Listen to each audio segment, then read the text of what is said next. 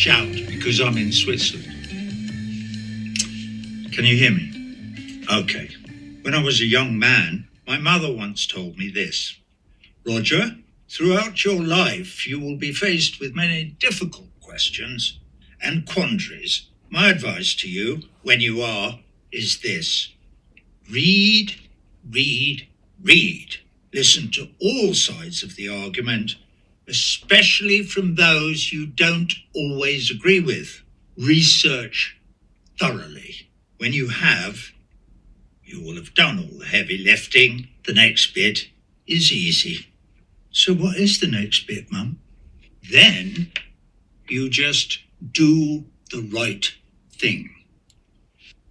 The invasion of Ukraine by the Russian Federation was illegal. I condemn it in the strongest possible terms. Also, the Russian invasion of Ukraine was not unprovoked. So I also condemn the provocateurs in the strongest possible terms. So, on behalf of the silent majority, I now address President Biden. Let us be very clear, Mr. President. I speak for the voiceless majority. You and Antony Blinken and Victoria Nuland and Jake Sullivan and the rest of the warmongering neocons at the heart of government here in Washington, along with the vassal states in NATO, are the principal provocateurs that I mentioned. I am not apologizing for Mr. Putin, you understand, but just to glance fleetingly back at the history of the last 30 years or so. You could have done better. You could have followed President Gorbachev's lead in 1989. You could have kept Secretary of State Baker's promise not to advance NATO 1 yard closer to the Russian border than the eastern extremities of a reunited Germany. You could have responded to President Putin's overtures in his famous 10th of February 2007 speech at the Security Conference in Munich, and shepherded us all towards a much, much safer Europe. Or, in 2008, you could have chosen not to expand NATO eastwards. Or, in 2014, you could have refrained from engineering the illegal maiden coup d'etat in Ukraine. Or, in 2019, you could have supported the Minsk Accords. Now we're told by Angela Merkel they were just a ruse to buy time to arm Ukraine for the war that you were engineering. But they were also, the Minsk Accords that is, the platform that President Zelensky ran on during his presidential campaign. Well, you fooled me, President Zelensky.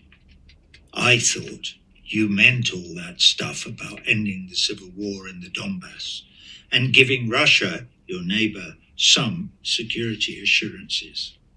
I thought you were coming to your senses. Not a bit of it. In 2022, February, March, and April, you could have told Boris Johnson not to fly to Kiev to scupper the peace negotiations, but you chose not to. And then, in September 2022, according to world-renowned investigative reporter Seymour Hersh, you blew up the Nord Stream 2 pipeline.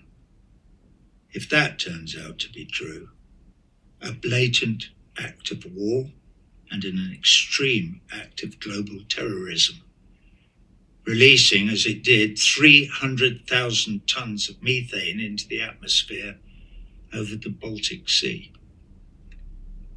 First you, Mr. President, boasted openly about your intention and ability to do it.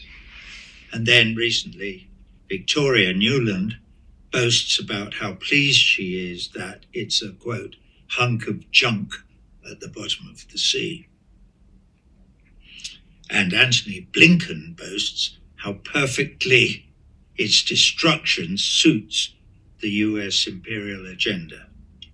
And now, to cap it all off, you have your idiot mouthpiece, Nick Price, deny that the USA had anything to do with it. We have heard no statement from you, Mr. President.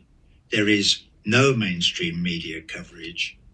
I guess you and the mainstream media think Cy Hershey's piece and the mysterious exploding pipeline is just of no interest to the people. Enough is enough. We demand change. Do the right thing. Implement a ceasefire in Ukraine today. Imagine the collective sigh of relief across the globe. The outpouring of joy, the international joining of voices in harmony, singing an anthem to peace. Imagine John Lennon pumping the air with his fist from beyond the grave. You have finally been heard in the corridors of power. The big, dumb bullies in the schoolyard have agreed to stop playing nuclear chicken. We're not all going to die in a nuclear holocaust after all. At least, not today. Together, we the people can persuade the powers that be to drop the model of perpetual war as their accepted modus operandum. With the power of love, we will stop them from squandering our precious resources on their wars. We will be able to feed our children and keep them sheltered from the storm. We may even learn to cooperate with all our brothers and sisters of different ethnicities, religions, and nationalities, and save this, our beautiful planet home, from destruction. Wouldn't that be nice?